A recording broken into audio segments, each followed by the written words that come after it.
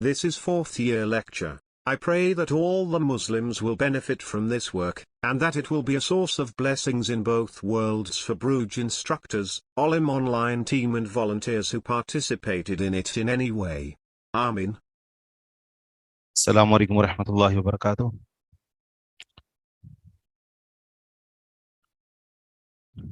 الحمد للہ رب العالمین والعاقبۃ للمتقین والصلاة والسلام علی اشرف الانبیاء والمرسلین نبینا محمد وعلی آلہ وصحبہ اجمعین۔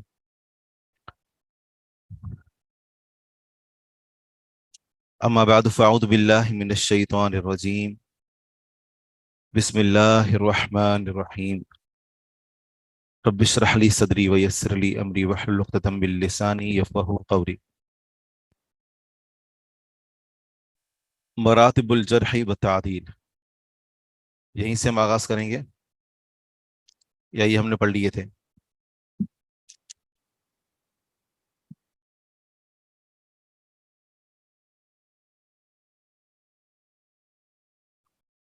جی تو یہاں سے ہم نے پڑھنے، ٹھیک ہے۔ مراتب الجرح والتعدیل، گزشتہ عنوان میں ہم نے جرح اور تعدیل کی کتب کے متعلق ایک عام سوچ، ایک عام رائے، اسے ہم نے پڑھ لیا تھا۔ ابھی ہم نے جو آج پڑھنا ہے وہ یہ کہ محدثین جرح کرنے کے لیے یا تعدیل کرنے کے لیے جن الفاظ کا انتخاب کرتے ہیں تو ان الفاظ کے انتخاب میں وہ کیا چیز یا کیا فرق ملحوظ خاطر رکھتے ہیں۔ مثلا جب ہم کسی ایسے شخص کو دیکھتے ہیں کہ جس کے اندر کچھ خوبیاں انتہا درجے کی پائی جاتی ہیں تو ہم اس کے لیے جو الفاظ استعمال کرتے ہیں تو الفاظ بھی مبالغے کے اوپر دلالت کرتے ہیں۔ اسی طرح ہم اگر کسی شخص کے اوپر تنقید کرنا چاہتے ہیں اور تنقید اگر سخت ہو تو الفاظ کا چناؤ بھی سخت ہوتا ہے، اگر درمیانے درجے کی ہو تو الفاظ بھی درمیانے درجے کے، اور اگر انتہائی معمولی تو الفاظ بھی آسان ہوتے ہیں۔ تو جرح اور تعدیل کے پیش نظر محدثین نے بھی یہی اصول کار فرما رکھا ہے کہ جرح اور تعدیل کے انہوں نے مراتب رکھے ہیں۔ الفاظ کا چناؤ بتا دیتا ہے کہ اس کے اوپر جرح یا تعدیل کس مرتبے کی گئی ہے۔ عبارت پڑھتے ہیں، لقد قسم ابن ابی حاتم فی مقدمۃ کتابہ الجرح والتعدیل کلا من مراتب الجرح والتعدیل الی 4 مراتب۔ امام ابن ابی حاتم رحمہ اللہ نے اپنی کتاب الجرح و تعدیل کے مقدمے میں جرح و تعدیل میں سے ہر ایک کو 4 مراتب پر تقسیم کیا ہے۔ ان کے نزدیک جرح کے بھی 4 مرتبے ہیں اور تعدیل کے بھی 4 مرتبے ہیں۔ وبین حکم کل مرتبۃ منہا، انہوں نے ان 4 مراتب کو ذکر کرنے کے بعد ان میں سے ہر ایک مرتبے کا حکم واضح کیا ہے۔ اس لحاظ سے دیکھا جائے تو جرح کے 4 مرتبے ہوئے اور تعدیل کے بھی 4 مرتبے ہوئے، لیکن ثم زاد العلماء على كل من مراتب الجرح والتعدیل مرتبتین، پھر علماء نے اضافہ کیا جرح تعدیل کے مراتب میں سے ہر ایک میں 2 مرتبوں کا۔ تو اب جرح و تعدیل کے کتنے مرتبے ہوئے؟ 6۔ 4 انہوں نے ذکر کیے تھے اور دیگر بعض علماء نے 2 کیے تو 6 بنے۔ فصارت کل من مراتب الجرح والتعدیل 6، تو ہو گئے جرح و تعدیل میں سے ہر ایک کے 6 مرتبے۔ وَإِلَيْكَ هَذِهِ الْمَرَاتِبُ مَعَ أَلْفَاظِهَا، اور آپ کے سامنے ہیں یہ تمام مرتبے اپنے الفاظ کے ساتھ۔ آسان باتیں ہیں۔ مراتب التعدیل و بعض الفاظها، تعدیل کے مرتبے اور تعدیل کے بعد الفاظ۔ سب سے پہلا جو تعدیل کا اعلیٰ ترین مرتبہ ہے، جب محدثین کسی شخص کے اندر ثقہ اور عادل اور ضابط ہونے کی تمام اوصاف بدرجہ اتم دیکھتے ہیں تو عموماً دوسروں کے مقابلے میں جو خوبی پائی جاتی ہو تو اس کے لیے اسم جو استعمال ہوتا ہے وہ اسم مبالغہ ہوتا ہے، اسم تفضیل ہوتا ہے. اگر کوئی خوبی دوسرے کے مقابلے میں زیادہ پائی جاتی ہو، ٹھیک ہے نا، تو اس کے اندر جو لفظ استعمال ہوتا ہے مبالغہ کا یا اسم تفضیل، اسم تفضیل کا استعمال ہوتا ہے. کون سے صفحہ سے پڑھا رہے ہیں؟ میرے پاس سے صفحہ نمبر 182 بلکہ 128 ہے. پی ڈی ایف کا معلوم نہیں کیا ہے. ٹھیک ہے، تو تعدیل کا سب سے اعلیٰ ترین مرتبہ وہ ہے کہ جس کے اندر یا تو توثیق کا مبالغہ پایا جائے، توثیق کا مبالغہ، یا پھر یہ ہے کہ بذات خود اسم تفضیل کو لے کر آیا گیا ہو. ما دل علی المبالغۃ فی التوثیق، جو اس سے مراد جو لفظ ہے مبالغہ، اس سے مراد اسم مبالغہ نہیں ہے. ٹھیک ہے نا، یا تو یہ ہے کہ ایسا لفظ جو کہ مبالغے کے اوپر دلالت کر رہا ہو، یا پھر یہ ہے کہ وہ اسم تفضیل کے لفظ کے ساتھ ہو. ما دل علی المبالغۃ فی التوثیق، ایسا لفظ جو کہ توثیق میں یعنی کسی کو ثقہ قرار دینے میں مبالغے پر دلالت کر رہا ہو. او کان علی وزن افعل، یا وہ لفظ افعل کے وزن پر ہو، اور افعل کا جو وزن ہے وہ اسم تفضیل ہے. وہی ارفعها، تعدیل میں یہ سب سے اعلیٰ ترین مرتبہ ہے.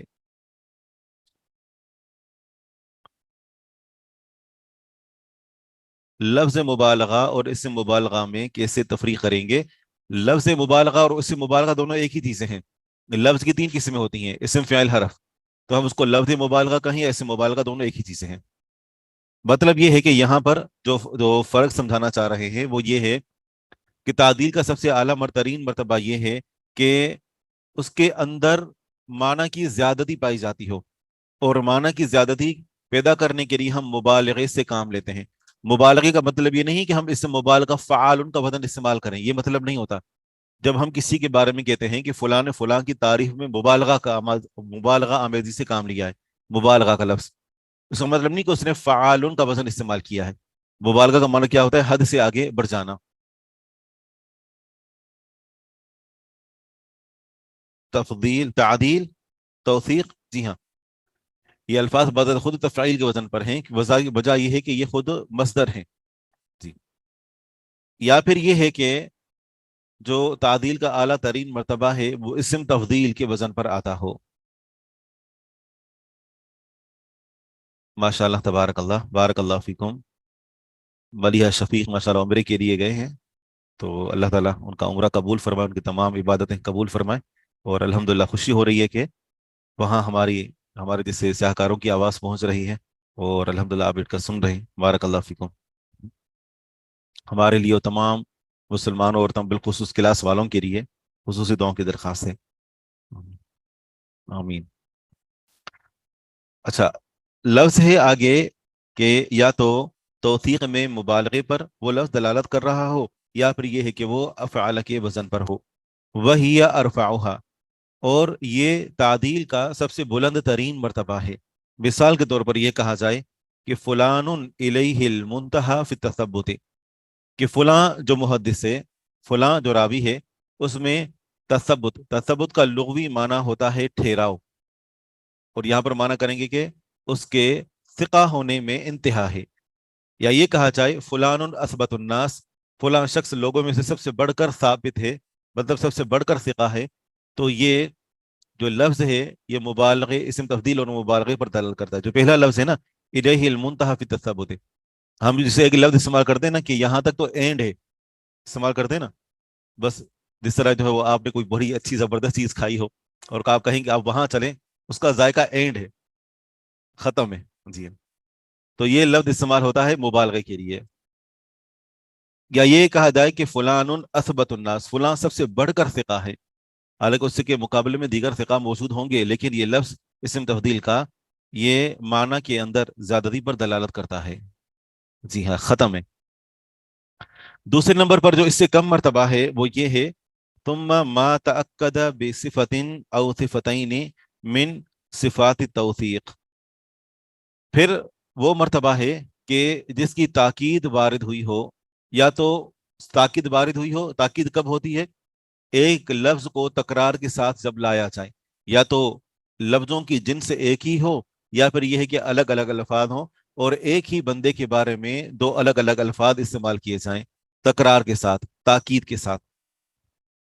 ثم پھر ما وہ مرتبہ ہے جو تأکد بصفتین او صفتین من صفات توثیق، کہ جو توثیق کی صفات میں سے دو صفات کے ذریعے سے جس کی تاکید آئی ہو، تأکد بصفت جس کی تاکید آئی ہو ایک صفت کے ساتھ، یعنی ایک ہی صفت تاکید کے ساتھ آئی ہو، ایک ہی صفت تاکید کے ساتھ دو مرتبہ، او صفتین یا پھر دو صفتیں وارد ہوئی ہوں، دونوں الگ الگ ہوں، من صفات توثیق ثقہ کے اوصاف میں سے، جسے کہا جائے فلان ثقۃ ثقۃ، یہ عربی کا ایک اسلوب ہے، وہ عام طور پر اردو میں یہ استعمال نہیں ہوتا کہ ایک ہی لفظ کو دو مرتبہ تکرار کے ساتھ تاکید کے لیے دہرایا جائے، عموماً ایسا نہیں ہوتا، لیکن عربی کا یعنی اسلوب ہے کہ اگر معنی کے اندر زیادتی پیدا کرنی ہو تو تاکید پیدا کی جاتی ہے۔ کوئی اور مثال ہے ذہن میں کہ ایک لفظ کو معنی کے اندر زیادتی پیدا کرنے کے لیے تکرار کے ساتھ لایا جائے؟ قرآن کریم میں بے شمار مثالیں ہیں، اردو کے اندر تو یہ بڑی اچھی مثال ہے، بہت ہی عمدہ، لیکن عمدہ کا معنی ہوتا ہے اچھا، اور بہت اس کے اندر کثرت کے اوپر دلالہ کرتا ہے۔ جی، کلم اللہ موسیٰ تکلیمہ میں تکلیمہ لفظ ایک ہی مرتبہ آیا ہے، یہ مفعول مطلق کی معنی کی زیادتی تو کر رہا ہے یہ، لیکن جیسے لفظ ہے نا، اس لفظ کو اسی جنس کو دو مرتبہ لایا گیا ہو۔ کلا اذا دکت الارض دکن دکا، ٹھیک ہے نا، شقن شقا، یہ جو لفظ استعمال ہوئے، صفن صفا، تو یہ بے شمار اس کی مثالیں ہیں، ٹھیک ہے، یہ بے شمار اسی قرآن کریم کے اندر مثالیں ہیں کہ ایک لفظ کو دو مرتبہ یعنی تاکید کے ساتھ پیش کیا گیا ہے تاکہ معنی کے اندر اضافہ ہو سکے۔ یہ بھی تعدیل کا مرتبہ اعلیٰ ترین مرتبہ ہے، لیکن اعلیٰ سے تھوڑا کم ہے، جو پیچھے گزرا نا اس سے کم ہے، یا پھر یہ کہا جائے کہ ثقۃ ثبت، جی صحیح، ثقۃ ثبت، دو لفظ ہیں، دونوں علیحدہ علیحدہ ہیں، دونوں کی جنس علیحدہ علیحدہ ہے، لیکن معنی کے اندر جو ہے وہ اضافہ پایا جاتا ہے، معنی کے اندر جو ہے وہ بڑی اچھی زبردست پختگی پائی جاتی ہے کہ ثقہ ہے، آدمی کے ثقاہت کا تعلق عموماً کس کے ساتھ ہوتا ہے؟ عدالت کے ساتھ یا ضبط کے ساتھ؟ عدالت کے ساتھ، اور ثبتن فلاں بندہ ثابت ہے، اس کا تعلق کس کے ساتھ ہوتا ہے؟ ضبط کے ساتھ، تو دونوں کو لفظوں کو استعمال کیا۔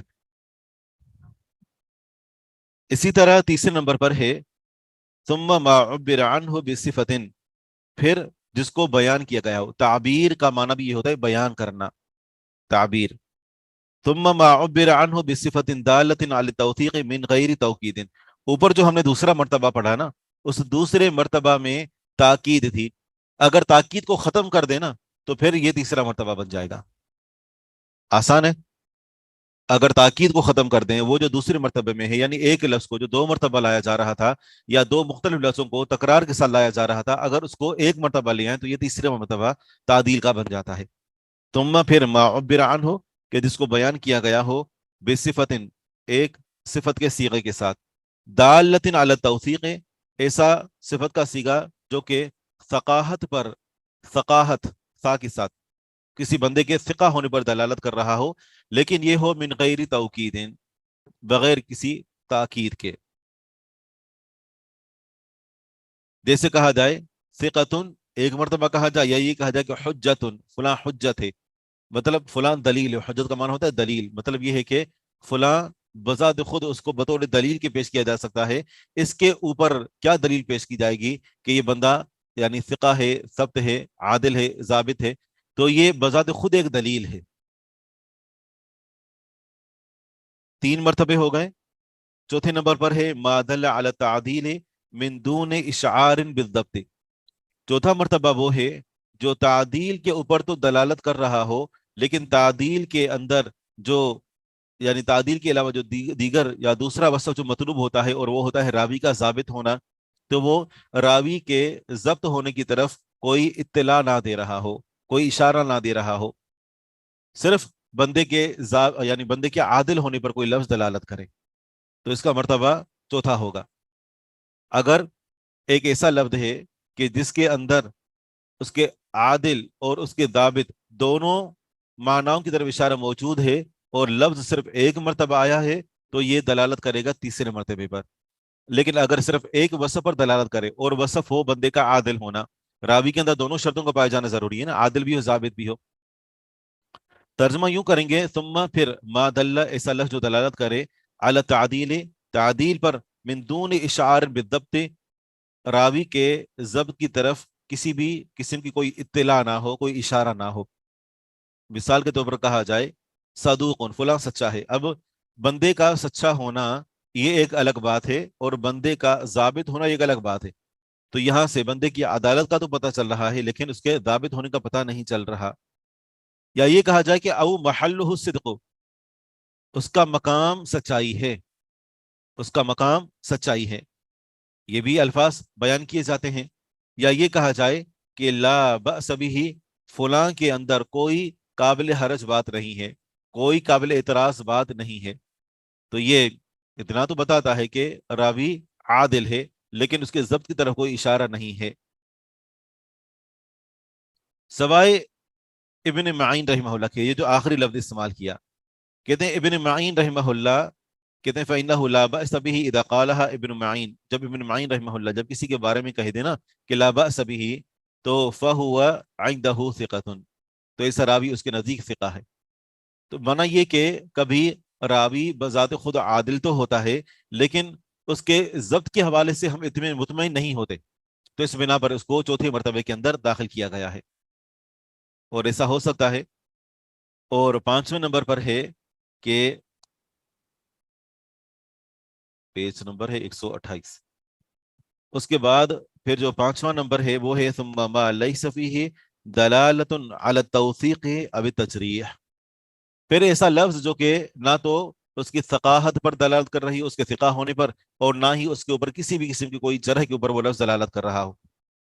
فلان شیخ یا روا عنہ الناس، اب یہ لفظ جو ہے اس کا کوئی خاص فائدہ نہیں ہے. ہاں یہ ہے کہ یہ نہ تو کسی قسم کی تعدیل ہے اور نہ کسی قسم کی تجریح ہے. معنی کیا ہوگا؟ فلاں شیخ ہے یعنی فلاں بزرگ ہے، فلاں جو ہے وہ شیخ ویسے کسے کہتے ہیں جی؟ لغت کے اعتبار سے تو ٹھیک ہے لیکن عرف میں کسے کہتے ہیں؟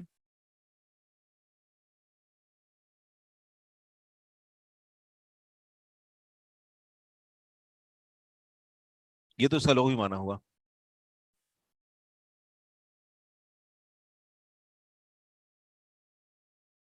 جامعہ سے؟ کون سی جامعہ سے؟ اچھا، تو شیخ کی تعریف آپ لکھ لیں، چھوٹی سی تعریف ہے یہ، آپ کے لیے گفٹ ہے چھوٹا سا. ہاں تاکہ آپ اس لفظ کو زیادہ استعمال کرتے ہیں تو آپ کو معنی بھی معلوم ہونا چاہیے. کوئی آپ سے پوچھے بھائی شیخ کا کیا معنی ہے، کہتے ہیں کہ ہمیں بھی ایک شیخ نے ایک واقعہ بتایا. شیخ نے کہہ رہے تھے کہ وہ ہمارے ایک شیخ تھے، کہتے کہ وہ ہر ایک کی عزت کیا کرتے تھے، ہر ایک کو شیخ بولا کرتے تھے. کچھ جو وہ حتیٰ کہ ایک طالب علم ان کے پاس آئے تو ان کو بھی وہ شیخ کہہ رہے تھے. ایک مرتبہ ایسا ہوا کہ ان کے کمرے میں جو ہے وہ کوئی جھاڑو لگانے کے لیے آیا نا، کوئی مسیح تھا، مسیحی برادری سے تعلق رکھتے ہیں، تو اس کو بھی کہہ رہا تھا شیخ یہاں سے یہاں سے. تو پتا چلا کہ ان کے لذیذ لفظ شیخ کیا ہے؟ تکیہ کلام ہے. تو میرا شیخ کی تعریف یہ ہے کہ هو الکامل فی فنہ، هو الکامل الشیخ هو الکامل فی فنہ، شیخ اسے کہتے ہیں جو اپنے فن کے اندر کامل ہو، فن کے اندر ماہر ہو، کسی بھی فن کے اندر. ہاں مسیح کو لغوی طور پر صحیح بولا، وہ اپنی جھاڑو لگانے میں ماہر ہے.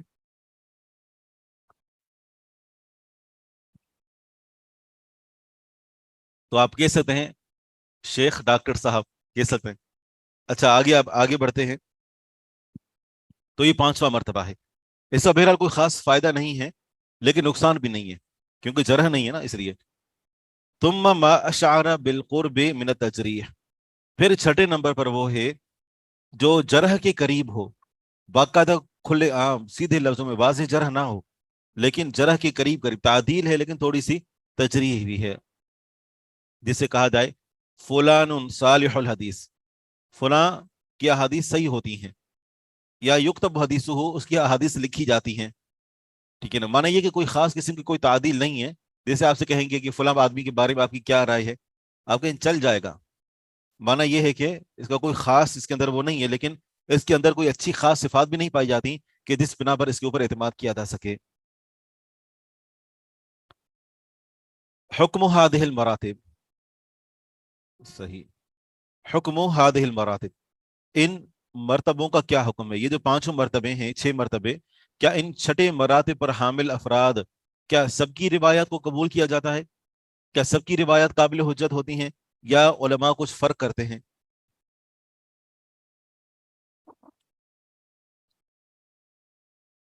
یعنی مکس کی ہوئی ہیں. جی ہاں. کہتے ہیں کہ اما المراتب الثلاث الاولى فيحتج باهلها وان كان بعضهم اقوى من بعض. جہاں تک پہلے 3 مراتب کا تعلق ہے تو ان تینوں مراتب کے حامل افراد سے دلیل لی جائے گی، ان کی احادیث قابل حجت ہوں گی، اگرچہ ان میں سے بعض سے بڑھ کر طاقتور ہیں، بعض سے بڑھ کر قوی ہیں، بعض سے بڑھ کر مضبوط ہیں.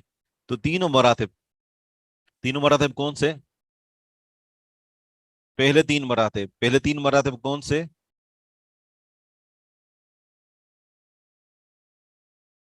صحیح. یعنی یعنی مبالغہ یا اسم تفضیل کے ساتھ جو آیا ہو، یا دوسرے نمبر پر جو صیغہ صفت تاکید کے ساتھ آیا ہو، تیسرے نمبر پر صیغہ صفت بغیر تاکید کے آیا ہو. ٹھیک ہے. تو ان تینوں کی جو احادیث ہیں وہ حجت ہیں.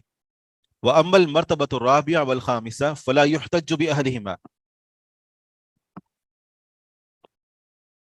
جہاں تک چوتھے اور پانچویں مرتبے والوں کا تعلق ہے تو ان کی اہل یعنی ان کے حامل افراد سے حجت نہیں لی جا سکتی، ان کی احادیث کو بطور دلیل کے پیش نہیں کیا جا سکتا کہ یعنی یہ احادیث اس مسئلے میں وارد ہوئی ہیں. ہاں یہ ہے کہ اس کے اندر ایسا راوی ہے کہ جو چوتھے یا پانچویں مرتبے والا ہے، چوتھے مرتبے والا کہ جس کے اندر یعنی عادل ہونے کا تو اشارہ ہوتا ہے لیکن ضابط ہونے کا اشارہ نہیں ہوتا، اور پانچویں نمبر پر کہ جس میں نہ تعدیل ہو نہ تجریح ہو. تو پھر ایسی صورت میں ان کی احادیث بطور حجت کے پیش نہیں کی جا سکتی، تو پھر لکھنی بھی نہیں چاہیے. پھر احادیث لکھی کیوں گئی ہیں؟ ان کی احادیث کو لوگوں نے پھر روایت کیوں کیا ہے؟ کہتے ہیں وَلَكِنْ يُكْتَبُ حَدِيثُهُمْ، لیکن ان کی احادیث کو لکھا جائے گا، وَيُخْتَبَرُ، اور ان کا امتحان لیا جائے گا.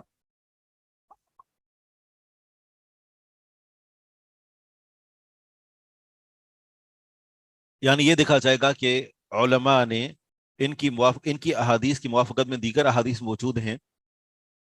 وَإِنْ كَانَ أَهْلُ الْمَرْتَبَةِ الْخَامِسَةِ دُونَ أَهْلِ الْمَرْتَبَةِ الرَّابِعَةِ، اگرچہ یہاں پر چوتھے مرتبے والے اور پانچویں مرتبے والے میں فرق ہے کہ چوتھے مرتبے والے ان کا مقام بلند ہے اور پانچویں مرتبے والوں کا مقام کم ہے چوتھے مرتبے والوں کے مقابلے میں، لیکن دونوں کو ایک ہی کیٹاگری کے اندر داخل کر دیا، دونوں کو ایک ہی مقام دیا ہے کہ ان کی احادیث سے حجت نہیں لی جائے گی، لیکن ان کی احادیث لکھی جائیں گی، اور ان کے جو جو حافظہ ہے اس حافظے کے بارے میں جانچ پڑتال کی جائے گی. اگر یہ پایا گیا کہ ان کے حافظے کے اندر بہتری تھی، مثال کے طور پر ان کی روایات، یعنی وہ جس طرح ہم نے پیچھے پڑھا ہے نا کہ بسا اوقات کچھ پر شبہ ہوتا ہے کہ پتہ نہیں یہ اختلاط کی ہیں، اختلاط کی بات کی ہیں، یعنی ضبط کے حوالے سے جو جو شبہات ہیں ان کے اوپر شبہ تو کیا گیا، لیکن تمام تر شبہات سے گزار کر دیکھا کہ ہاں یہاں پر بات جو ہے وہ قابل اعتماد ہے، تو پھر یہ ہے کہ ان کی احادیث جو وہ لی جا سکتی ہیں اور ان سے حجت بھی لی جا سکتی ہے. جہاں تک چھٹے مرتبے والوں کا تعلق ہے کہ جس کے اندر جو تعدیل تو ہے لیکن وہ تعدیل تجریح کے قریب ہے، فلا يحتج بأهلها، چھٹے مرتبے والے ان سے دلیل نہیں لیا. چھٹا مرتبہ کیا تھا؟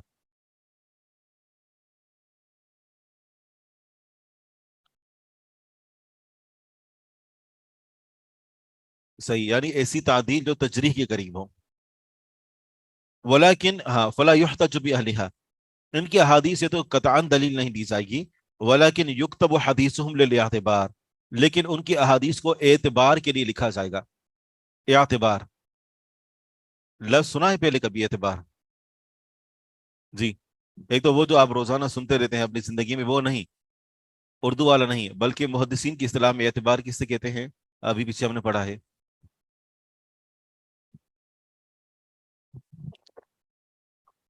معتبر سمجھنا، قابل حجت.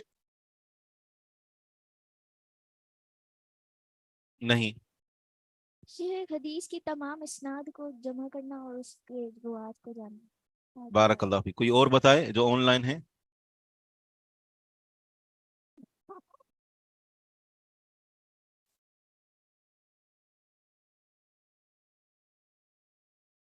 جی، آپ سے سوال پوچھ کر مجھے کافی پینے کا موقع ملا ہے. جی سوچیں، بتائیں.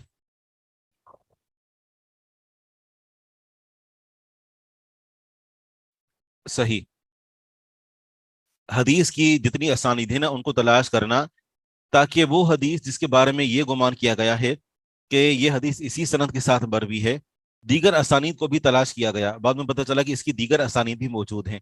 تو اس سے کیا ہوتا ہے کہ حدیث کے اندر ایک تھوڑی سی پختگی پیدا ہو جاتی ہے. ایسا ہے نا، اسانید اگر زیادہ ہوں تو، روات اگر زیادہ ہوں تو. یہ جو چھٹے مرتبے والا ہے اس کی حدیث کو اعتبار کے لیے لکھا جائے گا، یعنی اس کی حدیث کو دیکھا جائے گا کہ ہاں یہ فلاں حدیث جس کے بارے میں پہلے ہمارا گمان تھا کہ یہ اسی سند سے مروی ہے، اس کے لیے ایک اور سند بھی ہے، صرف اس طور پر. دون الاختبار، جانچ پڑتال کے لیے نہیں کہ ان کے حافظے کو ٹٹولا جائے، دیکھا جائے مزید، کیونکہ اس بارے میں تو پتہ چل چکا کہ اس کا مقام جرح کے قریب ہی ہے، اس کے اندر کوئی خوبی نہیں پائی جاتی. وذالک، اور اس لیے لظہور امرہم، کہ ان کا معاملہ واضح ہے، فی عدم ضبط، کہ ان کا جو ضبط ہے وہ محفوظ نہیں ہے، معدوم ہے، ان کا ضابطہ جو ہے وہ معدوم ہے، یعنی ان کے پاس مضبوط حافظہ موجود نہیں ہے. معاملہ واضح ہے. جب واضح ہو چکا تو پھر احادیث لکھی جائیں گی صرف اعتبار کے لیے.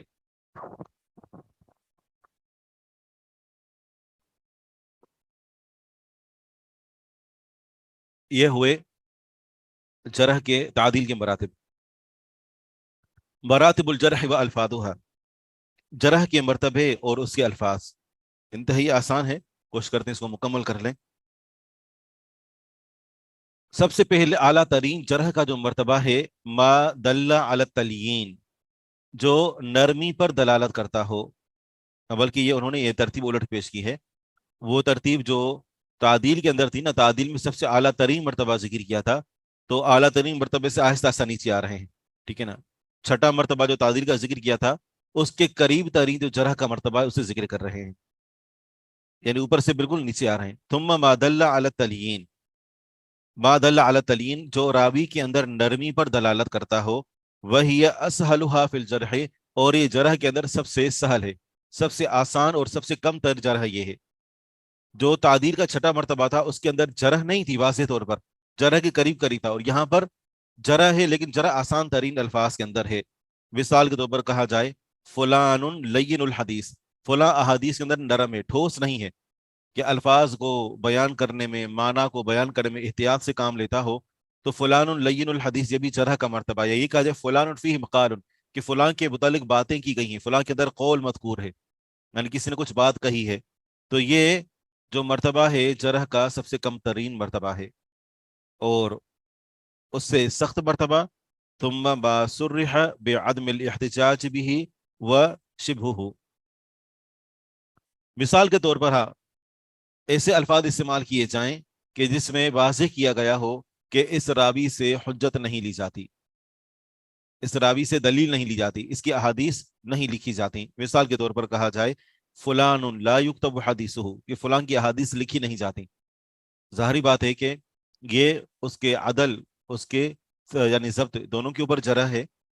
یا پھر یہ کہا جائے کہ ضعیف، فلاں کمزور ہے. یا یہ کہا جائے لہو مناکیر، کہ اس کی منکر روایتیں ہیں، اور منکر ثقہ کے مقابلے میں جو مخالفت کی جاتی ہے اس کو منکر کہا جاتا ہے.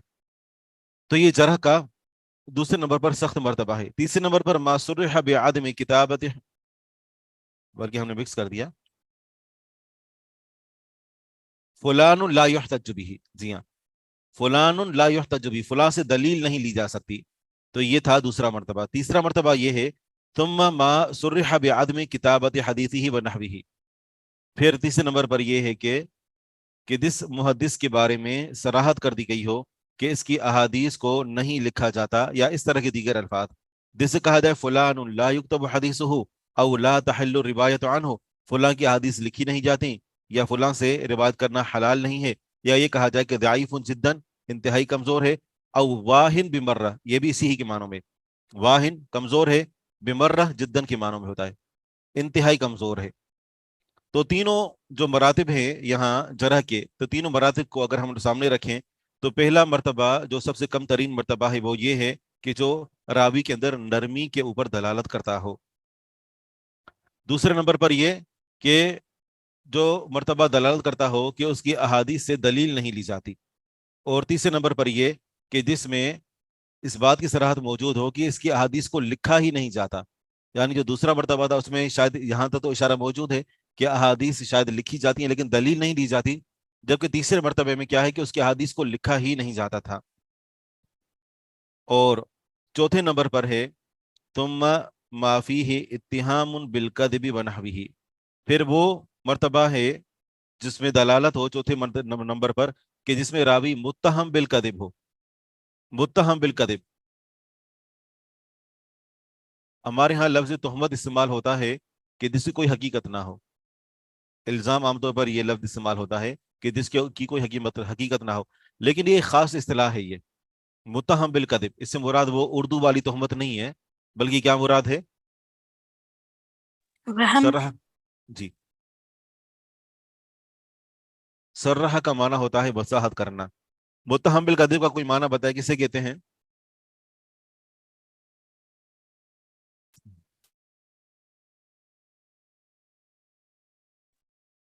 السلام علیکم شیخ، جھوٹ، متہم بالکذب ایک خاص اصطلاح ہے۔ مطلب جھوٹ کا اہتمام ہے اس پر؟ نہیں، وہ اصطلاح یہ ہے، آپ پیچھے پڑھ چکے ہیں اور اس کا امتحان بھی دے چکے ہیں اور ماشاءاللہ اس میں کامیاب بھی ہو چکے ہیں۔ متہم بالکذب کسے کہتے ہیں؟ متہم بالکذب کا معنی یہ ہوتا ہے کہ وہ احادیث نبویہ کے اندر جھوٹ نہیں بولتا لیکن عام گفتگو میں جھوٹ بولتا ہے، اسے متہم بالکذب کہتے ہیں۔ صحیح۔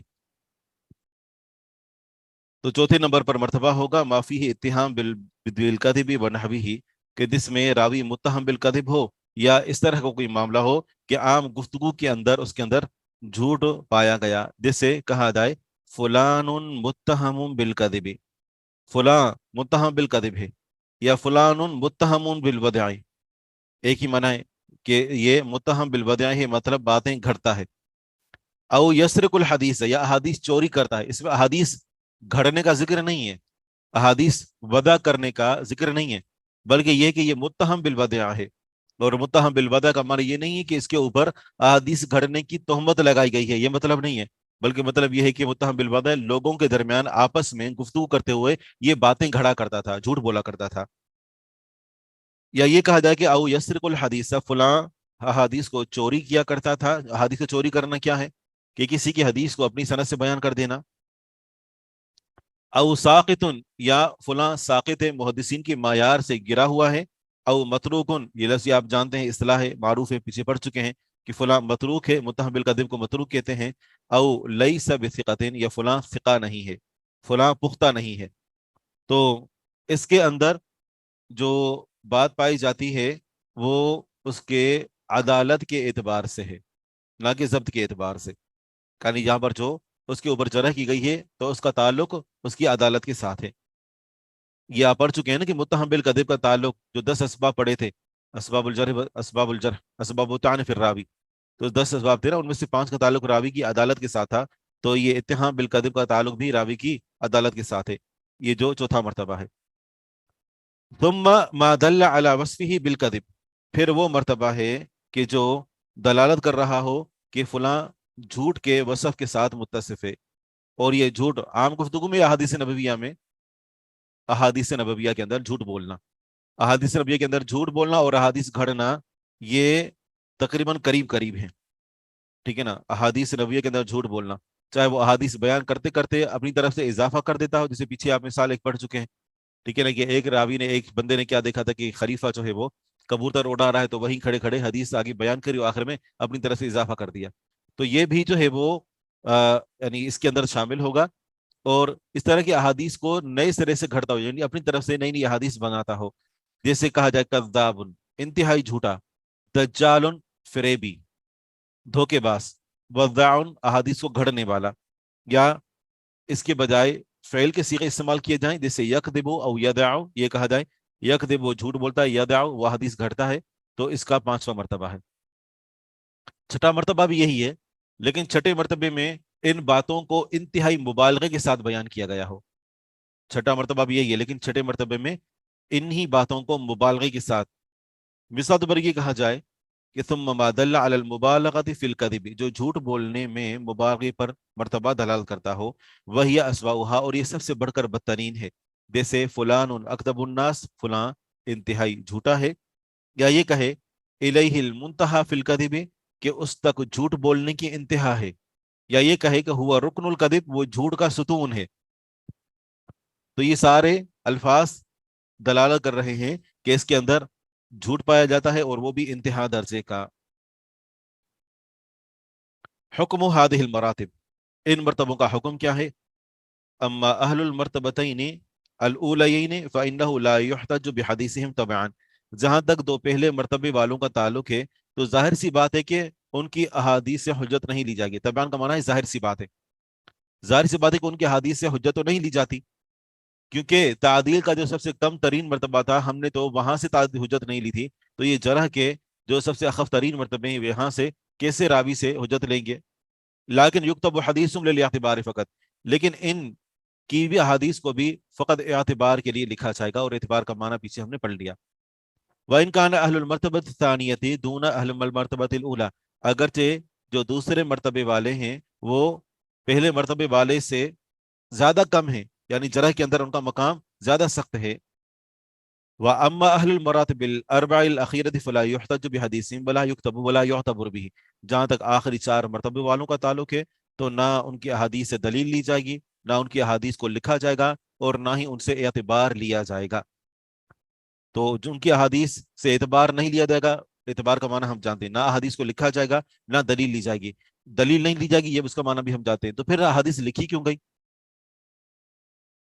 احادیث کو محدثین نے لکھا نا, وہ تو احادیث کو بھی انہوں نے جمع کیا, تو لکھی کیوں گئی پھر؟ صحیح, صرف اطلاع دینے کے لیے کہ ممکن ہے کہ کسی کے علم میں نہ ہو اور اس کو حدیث نبوی سمجھ لے, تو اس طرح کی جو منتشر و مشہور اور موضوع احادیث تھی انہوں نے اس کو جمع کیا. ٹھیک ہے, سبحانک اللہم وبحمدک. This video is optimized by Alim Online.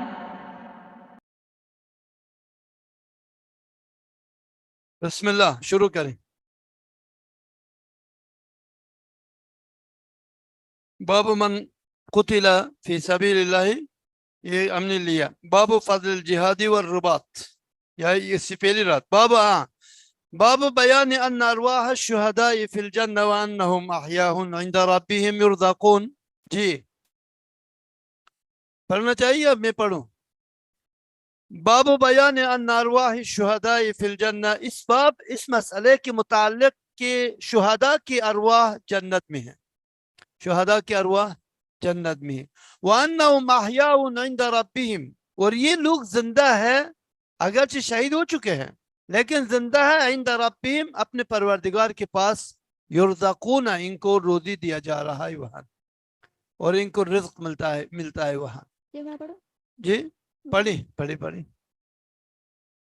قال وحدثنا يحيى بن يحيى وأبو بكر بن أبي شيبة آواز بلند کرو سسٹر. وأبو بكر بن أبي شيبة كلاهما عن أبي معاوية. وحدثنا إسحاق بن إبراهيم قال أخبرنا جرير وعيسى بن يونس جميعا عن الأعمش. وحدثنا محمد بن عبد الله بن نمير قال حدثنا الأعمش عن عبد الله بن مرة عن مسروق قال سألنا عبد الله وهو ابن مسعود عن هذه الآية ولا تحسب أعوذ بالله من الشيطان الرجيم ولا تحسبن الذين قتلوا في سبيل الله أمواتا بل أحياء عند ربهم يرزقون. قال أما إنا قد سألنا عن ذلك فقال أرواحهم في جوف الطير خضر لها قناديل معلقة بالعرش تصرح من الجنة حيث شاءت ثم تأوي إلى تلك القناديل فأطلع إليهم ربهم اطلاعة فقال هل تشتهون شيئا قالوا أي شيء نشتهي ونحن نشرح من الجنة حيث شئنا ففعل ذلك بهم 3 مرات فلما رأوا أنهم لن يتركوا من أن يسألوا قالوا يا ربي نريد أن ترد أرواحنا في أجسادنا حتى نقتل في سبيلك مرة أخرى فلما رأى أن ليس لهم حاجة تركوا ماشاء اللہ. ہاں یہ حدیث ہے آپ دیکھ رہے ہیں اس باب کے متعلق. اور عن مسروق قال مسروق نے کہا کہ سالنا عبداللہ ہوا ابن مسعود عن هذه الآیہ. صحابہ کہتے ہیں کہ مسروق اور ان کے ساتھی جو تابعین ہیں انہوں نے کہا کہ ہم نے عبداللہ ابن مسعود رضی اللہ تعالیٰ عنہ سے اس آیت کی تفسیر کے متعلق پوچھا. کون سی آیت؟ وَلَا تَحْسَبَنَّ الَّذِينَ قُتِلُوا فِي سَبِيلِ اللَّهِ أَمْوَاتًا. اور جن لوگوں کے بارے میں جن لوگوں نے اللہ کے راستہ میں جام شہادت نوش فرمایا ان کے متعلق آپ اموات یا ان کو آپ مردہ تصور نہ کریں، یا ان شہداء کو آپ لوگ مردہ تصور نہ کریں، بل احیاء، بلکہ وہ لوگ زندہ ہے، عند ربہم یرزقون، اپنے پروردگار کے پاس ان کو روزی دیا جاتا ہے، روزی ملتا ہے. تو یہاں مسئلہ یہ کہ زندگی 3 عوالم ہے یا 3 عالم ہے. ایک عالم دنیا ہے جو ہم رہ رہے ہیں، اور دوسری ہے عالم برزخ، اور تیسری ہے عالم آخرت. عالم آخرت 3 عالم کا یا عوالم کا الگ الگ احکامات، الگ الگ معاملات ہیں، ایک دوسرے کے ساتھ کبھی بھی میچ نہیں ہو سکتا ہے، اور ایک دوسرے کے ساتھ کوئی اس کا تعلق نہیں ہے. لہذا اسی جب اصول اگر اس طرح قائم کیا جائے، انسان دنیا میں جب ہوتا ہے اس کی احکامات ہے، پابندیاں ہے، قید و قیود ہے، زندگی، معاملات وغیرہ، جب یہ مر جاتا ہے تو یہ عالم برزخ میں منتقل ہوتا ہے. عالم برزخ کے بارے میں نے کہا تھا کہ جہاں تک نبی صلی اللہ علیہ وسلم نے ہمیں رہنمائی کیا کہ عالم برزخ میں یہ ہے، یہ ہے، یہ، وہاں تک ہم جا سکتے ہیں. اور جہاں رہنمائی موجود نہیں ہے وہاں آپ کو عقل لڑانے کی اجازت بھی نہیں، آپ کو اجتہاد کرنے کی اجازت بھی نہیں کہ آپ استنباطات شروع کریں، اجتہادات شروع کریں، یا عقلی سوالات شروع کریں. جی یہ ہو گیا، اگر اس طرح ہوگا، اس طرح ہوگا، اس طرح اگر ہو جائے کس طرح ہوگا. تو یہ آپ کو عقل لڑانے کی ضرورت نہیں ہے، اس لیے کہ عالم برزخ، برزخ کا معنی ہوتا ہے پردہ. آپ یا جب یہ پردے کے پیچھے چلا گیا، ہمیں کیا پتا ہے کیا ہو رہا ہے.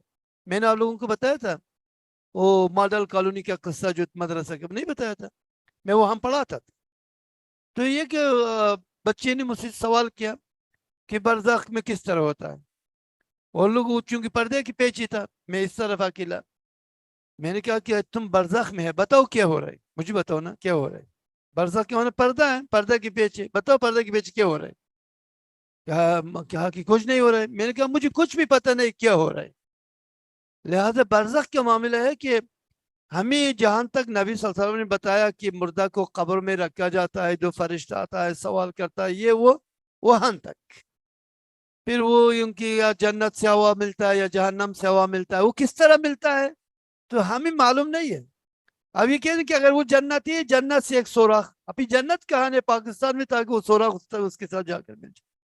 سمجھ آ رہا ہے میری بات؟ سمجھ رہے نا آپ لوگ کیا ہے؟ یہ عقلی بات نہیں ہے.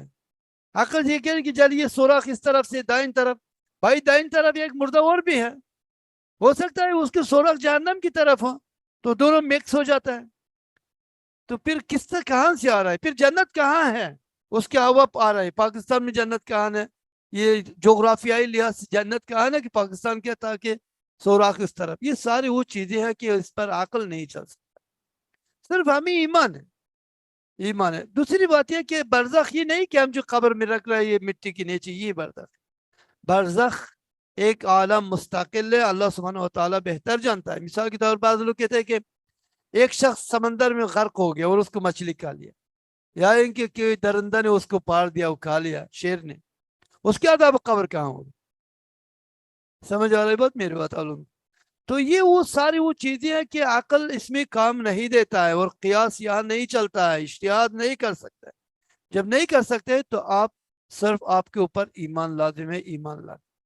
यहाँ भी शुहदा के मुतालिक शुहदा को आप मुर्दा तस्वुर मत करो या गुमान मत करो, ये लोग तो जिंदा लोग हैं, अमवात अहयाउन गैर अमवात, और ये मुर्दा नहीं है।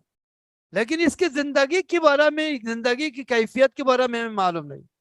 नबी सल्लल्लाहु अलैहि वसल्लम ने बताया इस हदीस में, आप देखें, कहा कि इनकी अरवाह, शुहदा की अरवाह, और वो हरे रंग के परंदों की उसमें होगा, क्या कहते हैं उसको आप लोग? नहीं नहीं नहीं, ये यहाँ जो दाना जमा करते हैं, क्या कहते हैं? हाँ, पोटा, उसी में होता है। क्या ये वो जो उसको हम कहते हैं जागुर, आप लोग क्या कहते हैं पता नहीं। एक तो इंसान का पेट होता है, खाना इधर आकर रुकता है, लेकिन जो परिंदा तो खाते हैं वो यहाँ रुकते हैं, समझ आ रहा है? इस तरह निकलते हैं। चले आप परिंदे के पेट वहां उसकी वहां होगा, और वो परिंदा जन्नत में चक्कर लगाते हैं, इस सही मुस्लिम के हदीस के मुताबिक। अभी इनकी ये जिंदगी है कि वहां वो चक्कर लगाते, और फिर इनकी जसद के साथ तो नहीं है, वहां वो परिंदों के पेट में है तो जसद के साथ नहीं है। फिर इनकी रोजी क्या होगा, रिस्क क्या होगा, और रिस्क तो मानवी होगा। ये सारी वो तफसीलात है कि या वो जुजियात है रिटेल के बारे में हमें कोई इल्म नहीं होता है, और क्या होता है क्या ही है।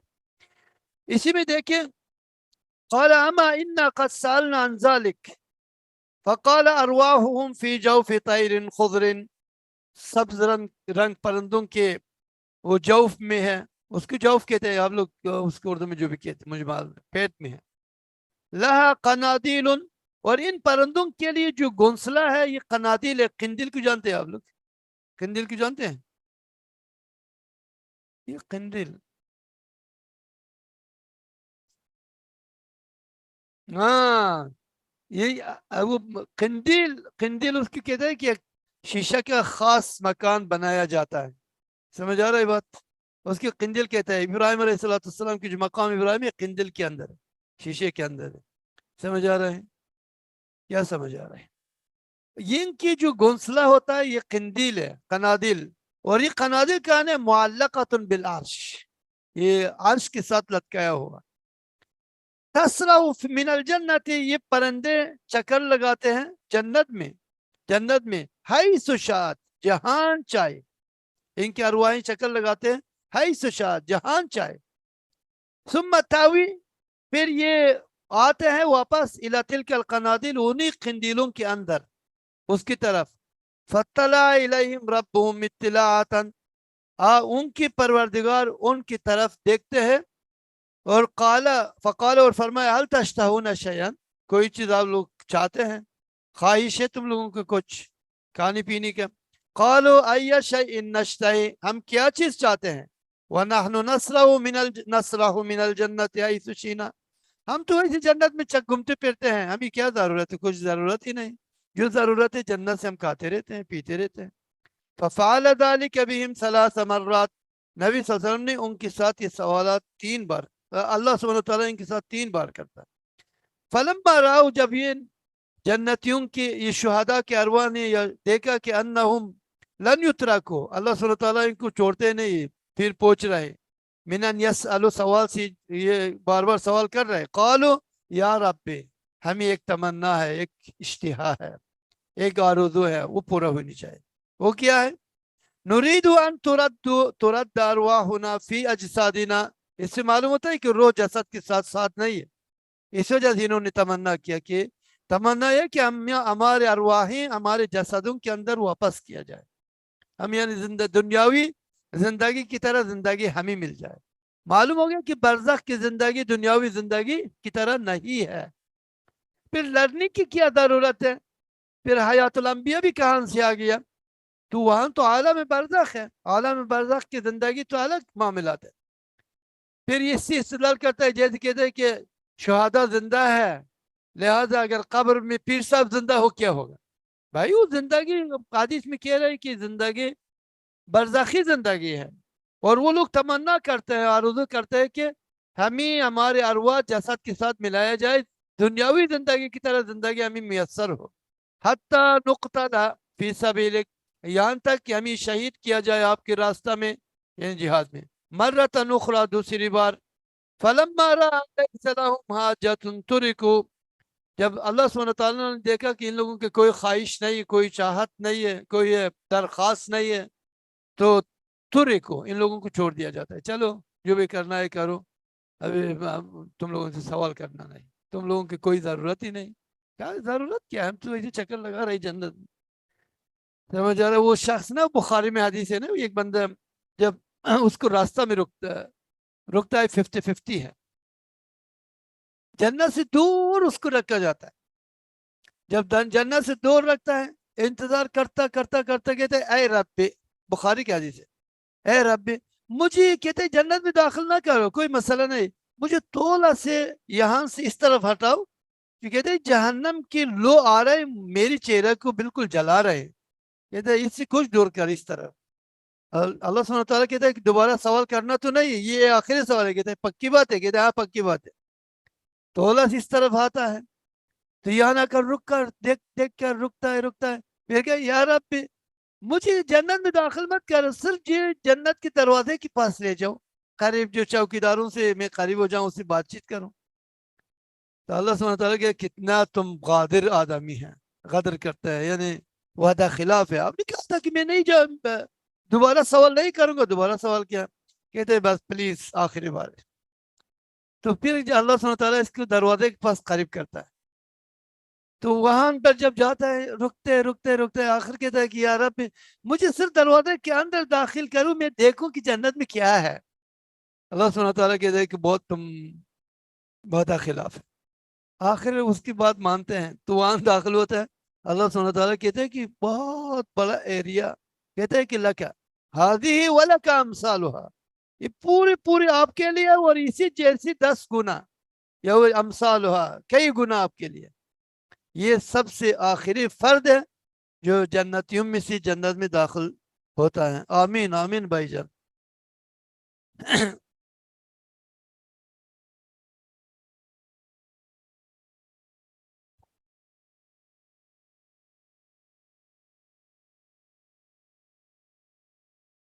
میں پانی پی کر ٹھنڈا ہو جاؤں بعد میں،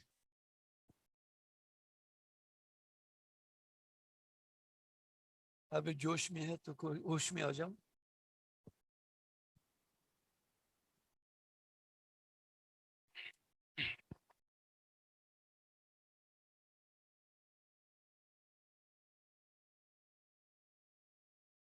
میں نے اتنی بخاری کی حدیث میری آتا مجھے بتا دیں، میں جو بخاری کے علاوہ یا سنن کتب سنن کے علاوہ زیادہ احادیث کوٹ نہیں کرتا ہوں، زیادہ تر بخاری اور مسلم کو زیادہ کوٹ کرتا ہوں۔ اچھا بھائی افراہیم صاحب نے سوال کیا کہ ایک عام انسان کی موت، شہداء کی موت، انبیاء کی موت، اس میں کیا ہوتا ہے؟ جواب یہ کی ہے، یہ مسئلہ کہ یہاں شہداء کی موت ہے آپ کو بتایا، باقی انبیاء کے بارے میں اللہ سبحانہ تعالیٰ نے فرمایا کہ یہ لوگ، ان کی ارواح اعلیٰ علیین میں ہوں گے، اعلیٰ علمی، عام لوگ یہ علیین میں ہوں گے، علیین میں جو مسلمان ہیں، اور کافر ہے تو سجین میں ہوں گے، اور انبیاء ہے اعلیٰ علیین میں، اور شہداء آپ نے دیکھا کہ پرندوں کے پیٹ میں وہ چکر لگاتے ہیں جنت میں کہیں بھی جائے۔ میں نے کہ مولوی تم حیاتی مولوی کے معنی یہ کہ وہ کہتے ہیں کہ ہر ایک قبر میں زندہ ہے، سمجھ آ رہا ہے؟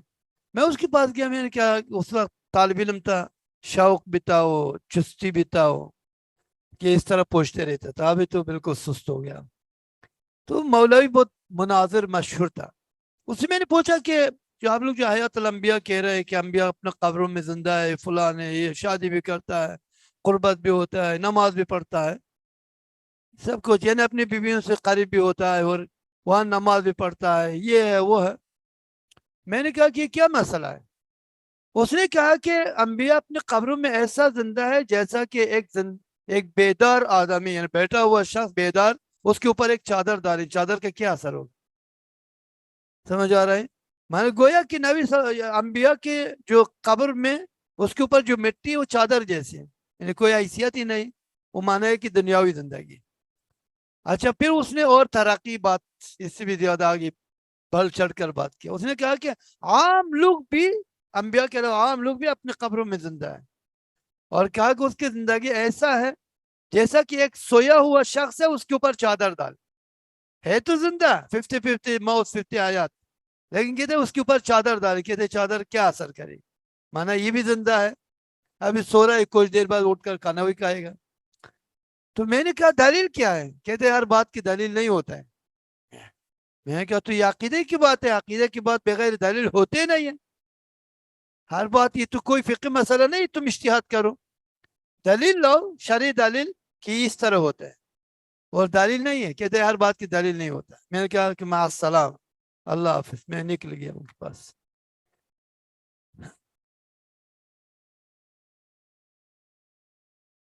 کن جی شہیدوں کی درجہ تو نہیں ہوتا ہے، لیکن ان کا اپنا درجہ ہے، لیکن شہیدوں کا درجہ نہیں۔ اللہ سبحانہ وتعالیٰ ہر ایک کے ساتھ الگ الگ معاملہ کرتے ہیں، سمجھ آ رہا ہے؟ مثلا اگر ایک بندہ ہے ہر میدان میں 1 نمبر ہے، ایک بندہ ہر میدان میں 1 نمبر ہے، تو مانے کہ اس کو استقبال ہوگا۔ مثلا نبی صلی اللہ علیہ وسلم نے کہا کہ جنت کے 8 دروازے ہیں، اور ایسا بندہ بھی ہے کہ 8 دروازہ سے اس کو بلایا جاتا ہے، یہ کہتا ہے میرے یہاں سے آ کر انٹر ہو جاؤ، وہ کہتا ہے یہاں سے انٹر ہو جاؤ۔ تو ابوبکر رضی اللہ عنہ نے پوچھا کہ اس میں کیا یعنی کیا ضرورت ہے کہ 8 دروازہ سے داخل ہو جائے؟ ایک دروازے سے بھی داخل ہو جائے، جنت بھی جانا ہے نا، کیا ضرورت؟ پھر کہا کہ کیا ضرورت ہے؟ پھر ابوبکر نے تعجب کیا رضی اللہ عنہ، کہا کہ کوئی ایسا بندہ بھی ہے کہ 8 دروازہ سے داخل ہو جائے؟ نبی صلی اللہ علیہ وسلم نے کہا کہ انت منہم، تم ان میں سے ایک ہے۔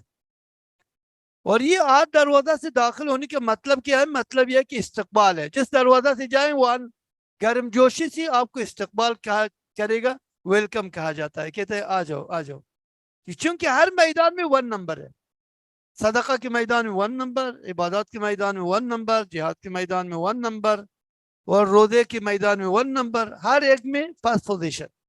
تو اس وجہ سے ہر دروازہ سے ویلکم، استقبال ہوتا ہے۔ میں دیکھیں کیا لکھا ہے۔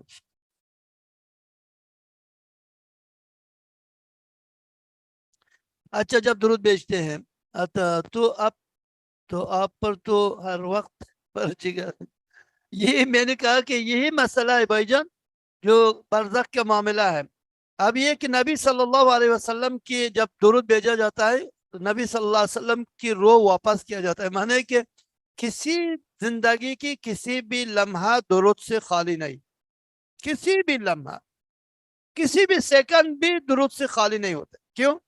اس وقت اگر ہم رات، اس وقت 7-8 بج رہی تقریباً، ہم پاکستان میں ہیں، تو اس وقت وہاں امریکہ وغیرہ میں وہ تو دن ہو رہا ہے، یعنی تقریباً کچھ دیر بعد، سمجھ آ رہا ہے، یا ہو گیا دن شروع ہو گیا، تو ہم سونے کے لیے جا رہے ہیں، وہ لوگ درود بھیج رہے ہیں، وہاں بھی مسلمان موجود ہیں، کسی بھی لمحہ خالی نہیں۔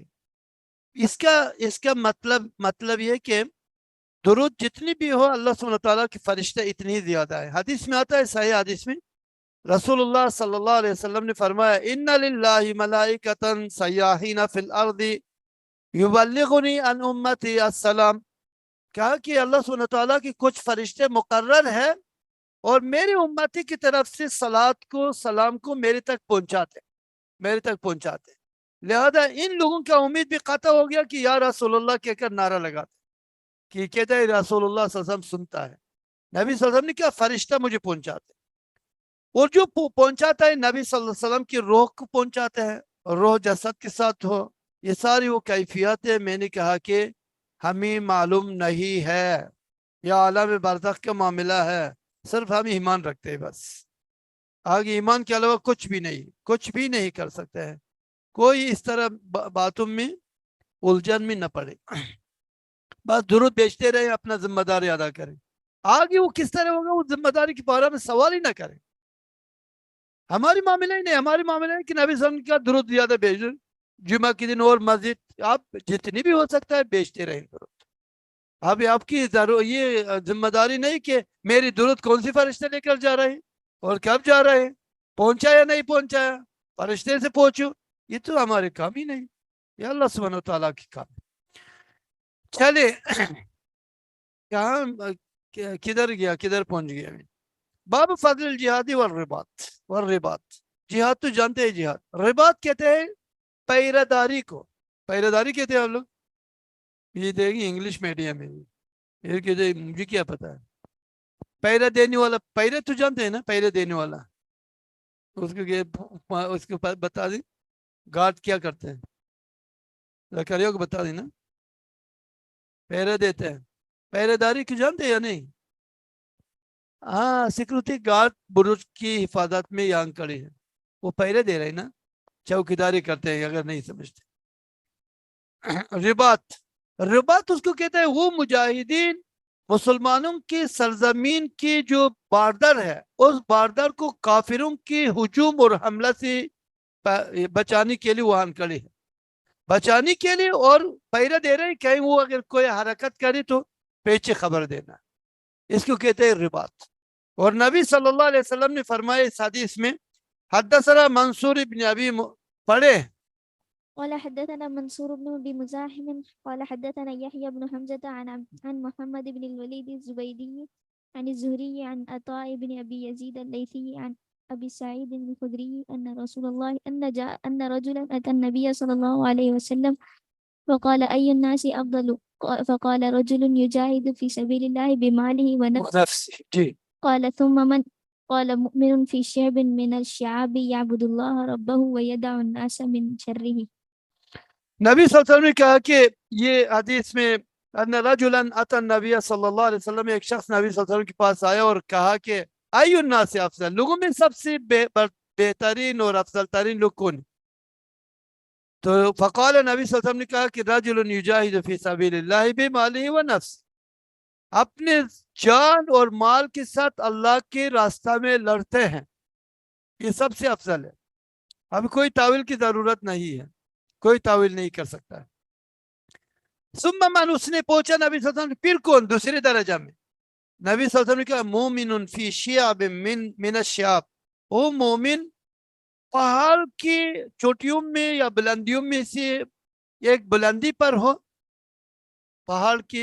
پہاڑوں کی بلندیوں میں سے کسی بلندی کے اوپر ہو، یعبد اللہ ربہ، یعنی یعبد ربہ، اپنے رب کو عبادت کرتا ہے، وَيَدَعُ النَّاسَ مِن شَرِّهِ، اور لوگوں کے اپنے شر سے محفوظ رکھتے ہیں، اور يَتْرُكُ النَّاسَ مِن شَرِّهِ، یعنی تاکہ اس کی شر لوگوں کو نہ پہنچے اور لوگوں کی شر ان کو نہ پہنچے. یہ مقصد یہ ہے کہ یہ اس وقت ہے جب فتنہ عام ہوگا. نہیں رہبانیت تو نہیں ہے، رہبانیت اسلام میں ہے ہی نہیں. کہا کہ وہ رہبانیت ابتدا ہوا، رہبانیت کو اس دین میں بدعت کے طور پر ایجاد کیا گیا. رہبانیت ایک بدعت ہے، رہبانیت نصرانیت میں تھے لیکن اسلام میں رہبانیت نہیں ہے. وہ رہبانیت ابتداؤہا، رہبانیت کو انہوں نے ایجاد کیا ہے، رہبانیت اسلام میں نہیں ہے. اسلام دین الجہاد ہے، اسلام دین الرہبانیت نہیں ہے. اسلام صوفی ازم نہیں ہے، صوفی گری نہیں ہے. اسلام تو وہ دین الجہاد ہے اور دین القوت ہے، دین الطاقت ہے، دین المقابلہ ہے، دین الدعوت ہے. یہ نہیں کہ آپ جا کر کسی کونے میں بیٹھ جائیں دکھ دکھ کرتے رہیں سبحان اللہ سبحان اللہ سبحان اللہ سبحان اللہ، کیا کہ میں بہت متقی ہوں. آپ ہرگز متقی نہیں، صرف آپ اپنے آپ کو بچاتے ہیں. تو آپ ایک لازمی انسان نہ بنے، ایک متعدی انسان بن جائے. تو یہاں بھی یہ کہ یہ نہیں کہ رہبانیت کی اختیار کیا تاکہ لوگوں کو یدع الناس یترک الناس من شر، اپنے شر سے لوگوں کو بچاتے تاکہ وہ اس کی شر اس تک نہ پہنچے، اور وہ لوگوں کی شر ان تک نہ پہنچے. تو یعنی دینی طور پر، یہ جسمی طور پر نہیں ہے. اصحاب کہف جب بھاگ گیا، وہ غار میں داخل ہوا، کیوں؟ وجہ کیا تھا؟ وجہ یہ تھا حفاظاً علی دینہم، اپنے دین کی حفاظت کے خاطر انہوں نے بھاگ کر جا کر غار میں داخل ہو گیا، اور غار میں انہوں نے رہبانیت کی خاطر جا کر داخل نہیں ہوئی. جی دین کی حفاظت. ہاں؟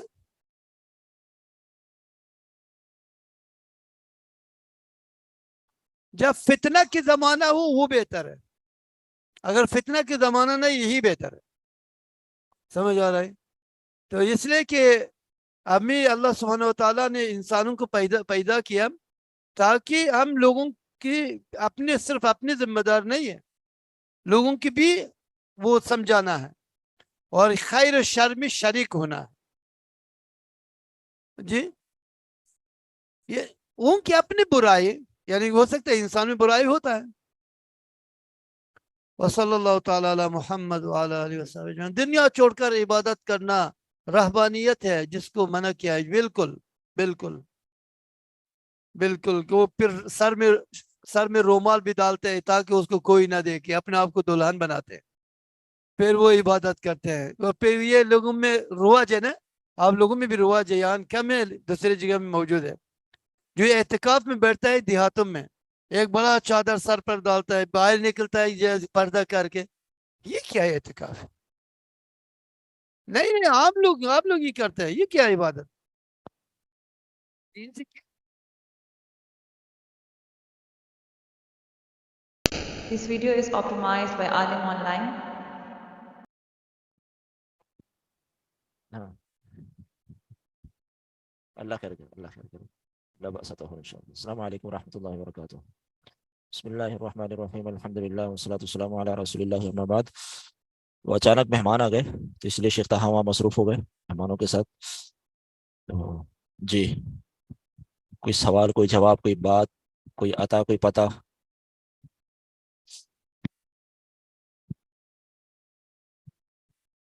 اے سی لگا ہوا ہے کیا؟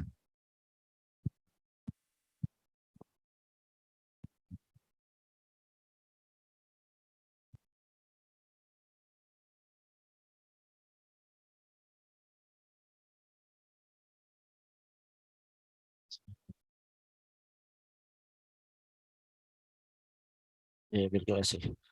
جی اسد بھائی آپ کچھ روشنی ڈالیں گے؟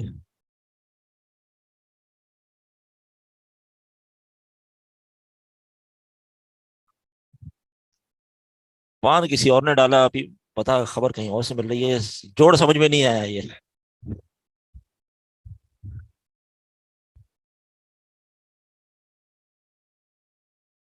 کس خوشی میں؟ نہیں کس خوشی میں؟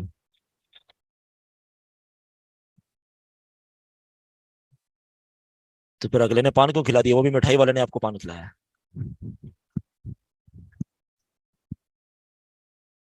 جی میں نے بتا دی. اچھا جی جی وہ میں نے بتا دیا، میں نے بتا دی. جی جی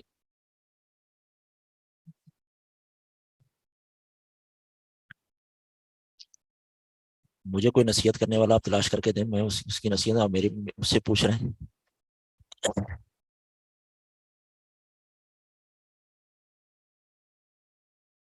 میرے طرف چاروں طرف میدان ہے شیخ.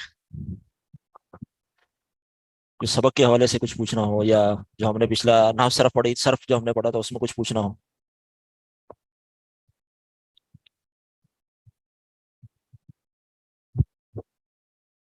کوئی بات ذہن میں؟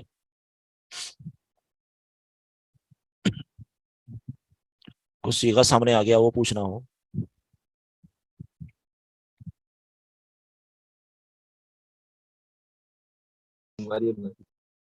جی امی کیا کرو گے سارے کے ساتھ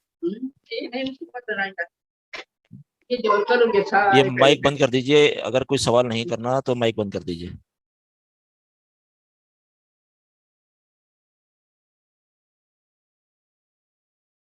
جی کوئی سوال نہیں ہے، چلیں ویسے سیگا حل کر لیتے ہیں. کھولیں کوئی سیگا نکالیں. نہیں آپ بھی سوچیں نا صرف. لیکن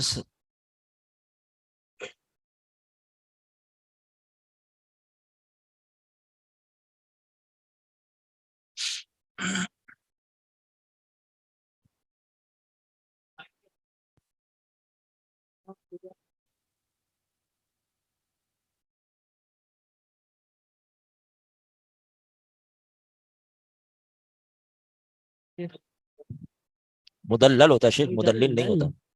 چلیں پتا ہے مدلل اور مدلل کون سا سیکھا ہے, چلیں یہیں سے شروع کرتے ہیں. آپ پتہ ہے یہ اب عربی میرا کے نمبر بعد کہتے میں ہیں آئے گا. کہ اسم فاعل اور مفعول دونوں ہیں. کون سے مدلل سب مفعول ہو گیا, مدلل فاعل ہو گیا. کس باب سے کیا ہے؟ دلل یدلل تدلیلا تدلیلا باب کون سا ہو گیا؟ تفعیلا تفعیل کا تفعیلا. باب ہو گیا. آپ کے پوچھنے سے ایک سیدھا حل ہو گیا. احناف کا عقیدہ بھی بتا رہے. نہیں میں نے کہا میں لکھوں, پھر میں نے کہا چلو ویسے ہی حل ہو گیا. جی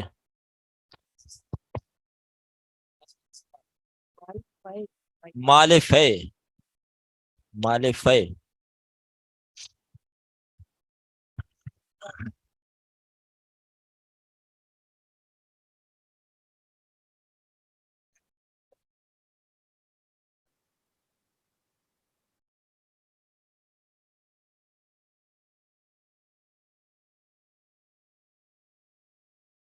یعنی اگر اپوزیشن والے فورفٹ کر لیں گے.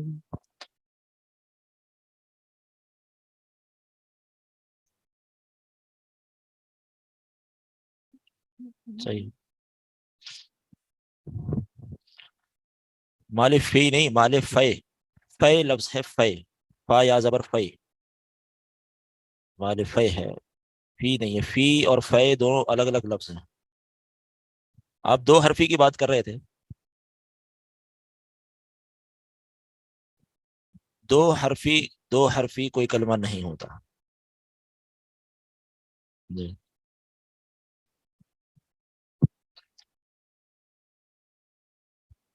فعل امر دو حرفی ہوتے نہیں ہیں, تعلیل ہو کر وہ شکل ایسی بن جاتی ہے, اصلاً وہ دو حرفی نہیں ہوتے, تو اس کو اب دو حرفی نہیں کہیں گے. ہاں جی.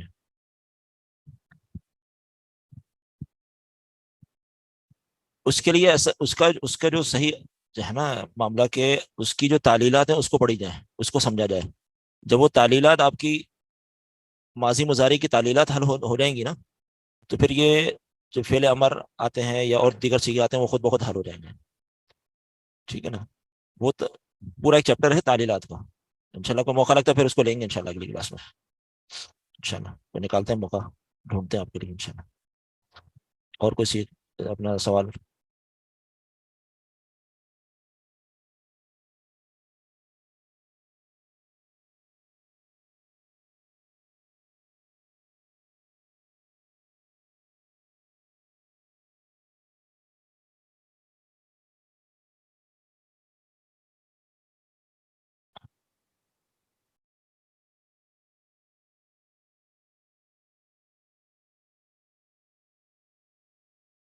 احناف جو ہیں وہ اسماء و صفات میں, بہت سارے اسماء و صفات میں تعویل کے قائل ہیں. ہاں وہ اس لیے وہ جو سلف کا عقیدہ نا, اپنا سلف صالحین یعنی اہل السنہ والجماعہ کا, وہ یہ ہے کہ اللہ کی جو صفات, ان کے جو کلمات استعمال ہوئے ہیں, وہ کلمات اپنے اصل معنی میں ہی ہم ان کو استعمال کریں گے. ان کی کیفیت, تمثیل, تعطیل, یہ ساری چیزیں نہیں ہوں گی. یعنی نہ ہم ان کلمات کا رد کریں گے, نہ ہم ان میں تعویل کریں گے کہ نہیں جی یہ کلمہ تو ہے تو اس معنی میں, لیکن اس کے معنی میں ہم یہاں اللہ کے لیے نہیں استعمال کریں گے. ایسا نہیں ہے. اس کی کیفیت اللہ کی سپرد کر دیں گے. تو احناف کے ہاں وہ اپنا تعویل کے قائل ہیں. دیکھیں ہاں, احناف جو ہے نا بیسیکلی یہ عقائد کے اعتبار سے احناف نہیں ہے. یہ ہاں بتا رہا ہوں سن لو, پوری سن لو. عقائد کے اعتبار سے وہ حنفی نہیں ہے. عقائد کے اعتبار سے عموماً احناف جو ہیں اشعری یا ماتریدی ہوتے ہیں. فقہ کے اعتبار سے, فقہی مسائل کے اعتبار سے وہ حنفی ہیں. ٹھیک ہے. سلوک کے اعتبار سے نقشبندی, چشتی, قادری, سہروردی ہوتے ہیں.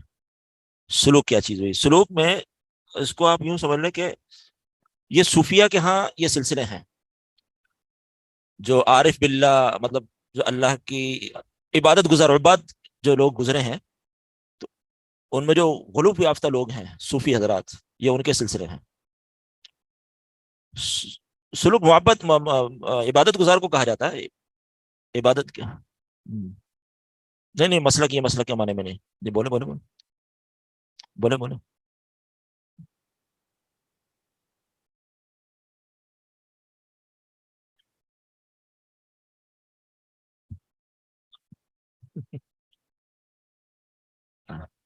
अच्छा,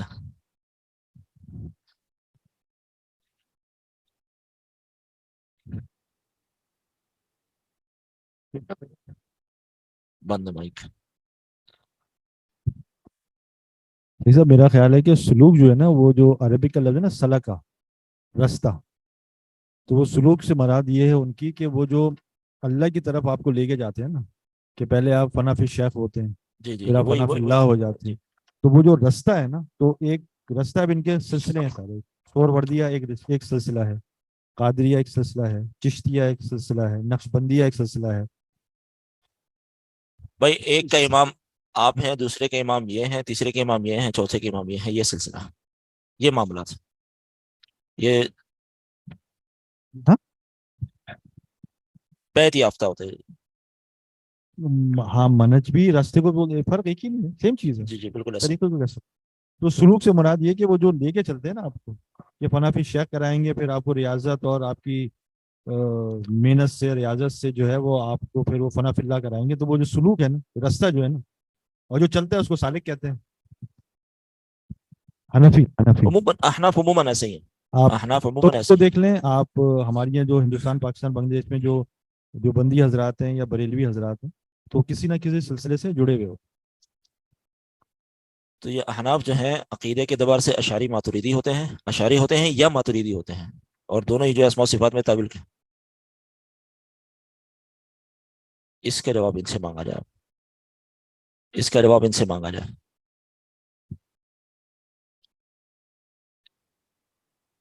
नहीं मालूम, नहीं मालूम, आमतौर पर नहीं मालूम। खवास भी शायद शेख, शायद बहुत सारे नहीं जानते। एक दफा वो राष्ट्रीय मस्जिद में लियारी में है मूसा लेन, खारादार के साथ इलाका है पीछे, मूसा लेन राष्ट्रीय मस्जिद। मर्जी है आपकी। हाँ। हम्म।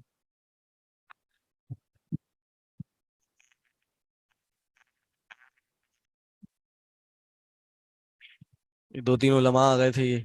ये एक मदरसे के शेखुल हदीस हैं, दूसरे भी उधर ही उस्ताद हैं, फिर हमारे शेख हिजबुल्ला भी थे।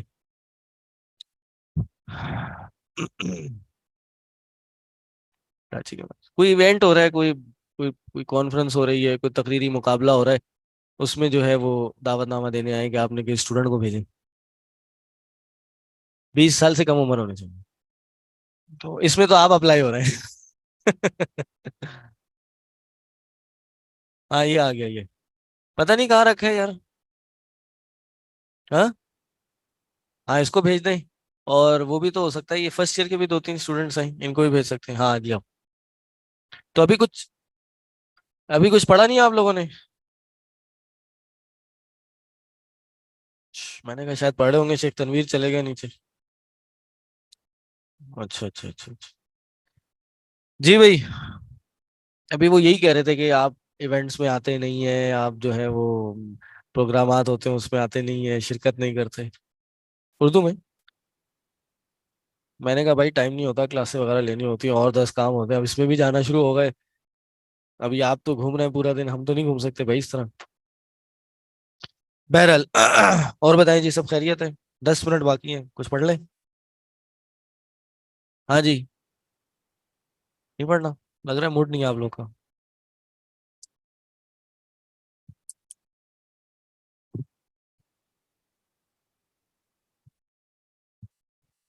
पढ़े पढ़े पढ़े, किताब निकालें।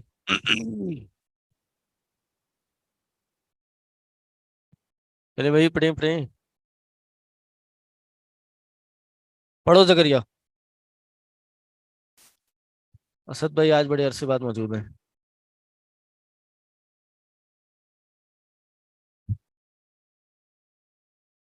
फ्राइम भाई, आपकी टोपी कहाँ है?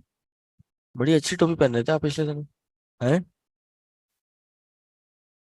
पढ़ो पढ़ो, ये भी टोपी अच्छी पहना हुई देखी। बेहतरीन लग रहा है ये, माशाल्लाह, बहुत अच्छा लग रहा है। बहुत अच्छा लग रहा है। सुभान अल्लाह। यही तो चाहते थे हम। हैं? शाबाश। अल्लाह नजर बद से बचाए। हम्म। हाँ। और नाइकी पहना हुआ है? नाइकी नहीं पहनना है? नाइकी का ये जो टिक वाला निशान है, ऐसे नहीं है। جی المقصود سے تنی کہاں سے پیج نمبر بتاؤ, پڑھو کہیں سے ہی پڑھو یار, پڑھو ابھی تو پڑھو پڑھو پڑھو پڑھو المقصود بمنہج الناس. پڑھو یار پڑھو, آپ پتہ تو چلے کہاں سے پڑھو. میں ڈھونڈ لوں گا, تم پڑھو تو. میرا 14 ہے پیج نمبر. المقصود بمنہج السلف الصالح والذی یجب التزامه لفهم النصوص ما كان عليه مجمعهم لإفرادهم أو ما أجمعوا عليه لا ما اختلفوا فيه ومجمعوا عليه سورتان. السورة الأولى أن يكون جميعهم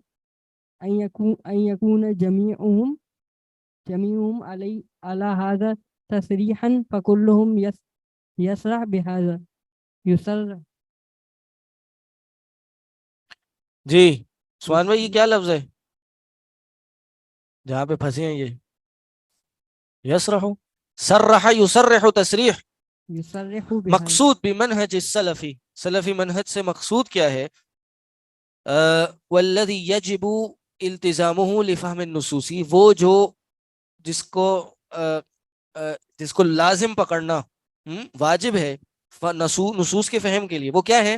ما کان علیہ مجموعہم لا افرادہم, کہ جس پر مجموع سلف تھے ہمارے, ایک آدھ بندے کی بات نہیں ہو رہی, جس پہ مجموع لوگ تھے, ایک آدھ کو ہم سلف نہیں کہتے, ہاں اکثریت. او ما اجمع علیہ, یا پھر جس پہ وہ جمع ہوئے, جن پہ ان کا اجماع ہوا. لا مختلفوا فیہ, اس پہ نہیں جس پہ ان کا اختلاف ہوا. وما اجمع علیہ سورتان, جس پہ وہ جمع ہوئے اس کی دو صورتیں ہیں. پڑھیں. السورة الأولى أن يكون ہاں, السورة الاولى ان يكون جميعهم على هذا تصریحا فكلهم يصرح بهذا. کہہ رہے ہیں کہ صراحت ہو, واضح ہو کہ تمام کے تمام اس چیز پہ کسی مسئلے میں جمع ہیں. یہ بات صراحت کے ساتھ ہو کہ تمام اسلاف ہمارے اس بات پہ جمع ہیں, تو وہ اجماع کہلائے گا سلف کا. مثلا القول بان القرآن کلام اللہ غیر مخلوق هذا جميع السلف الصالح, یہ بات کہنا کہ قرآن جو ہے یہ مخلوق نہیں ہے, اللہ کا کلام ہے, اس پہ تمام کے تمام ہمارے سلف صالح ہیں. اس طرح کی صراحت ہو تو پتہ چلے گا اس پہ ہمارے تمام سلف صالح ہیں. یا تو یہ صورت ہوگی یا پھر دوسری آئیں. جی پڑھیں آئیں. میرے پاس یہ ہے. اچھا ان کو دیں, آئیں ان کو دیں عثمان صاحب کو, تمہارے پاس اپڈیٹڈ ورژن نہیں ہے. یہ سورۃ الثانیہ, ہاں پڑھیں. السورۃ الثانیہ ثانیتی, ہاں؟ السورۃ الثانیہ ثانیتی کیا بنے گا؟ مضاف الیہ بن رہا ہے. دوسرے کی صورت, دوسری صورت سورۃ الثانیہ. ہاں السورہ الثانیہ صفت موصوف. والسورۃ الثانیہ ان یعرف ان احدہم او این ان یعرف یعرف, نہیں یعرفا, جی این یعرف, ان یعرف ان احدہم او بعدہم لا یخالفہ احد لا یخالفہ احد احد منہم کالصحابتی ہاں صحابتی رضی اللہ عنہم, وهذا هو المعروف بالاجماع السکوتی. السکوتی, یہ فقہی اصول فقہی والا مسئلہ بھی آ گیا یہاں پہ. کہہ رہے ہیں کہ منہج سلف سے کیا مراد ہے؟ جی کیا مراد ہے منہج سلف سے؟ سلف مجموعی طور پہ اس پہ ہوں, اکیلے بندے کی بات نہیں ہے. اب سوال یہ ہوتا ہے یہ کہ سارے سلف اس منہج پہ تھے یا سارے سلف اس چیز پہ اکٹھا تھے, یہ پتہ کیسے چلے گا؟ تو پہلی اس کی صورت کیا ہے؟ نہیں, پہلی صورت کیا ہے؟ صراحت ہو اس بات سے کہ کہا جائے کہ تمام سلف کا یہ منہج, یہ موقف تھا.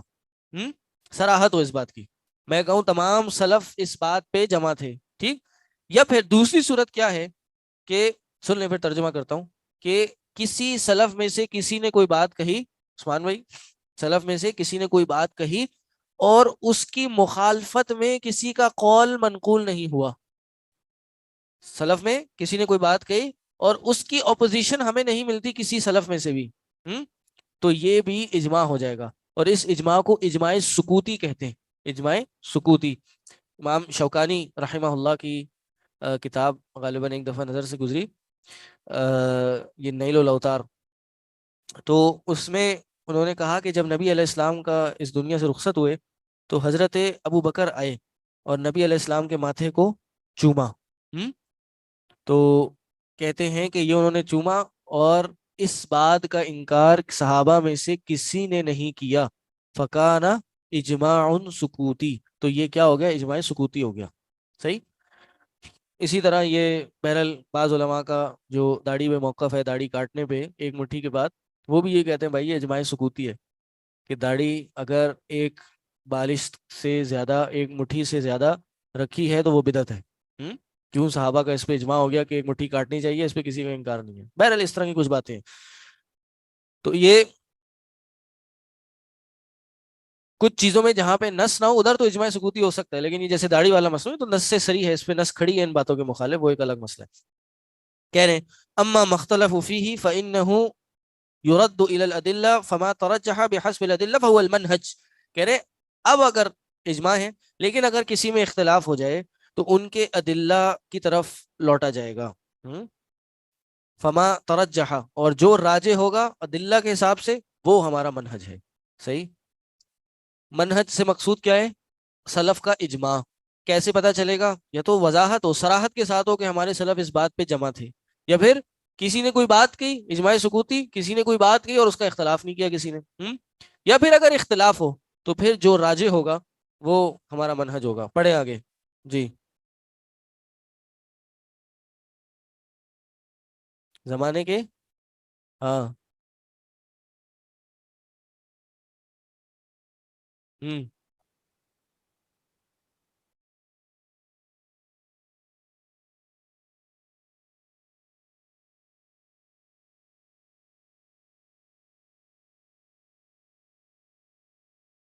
جی.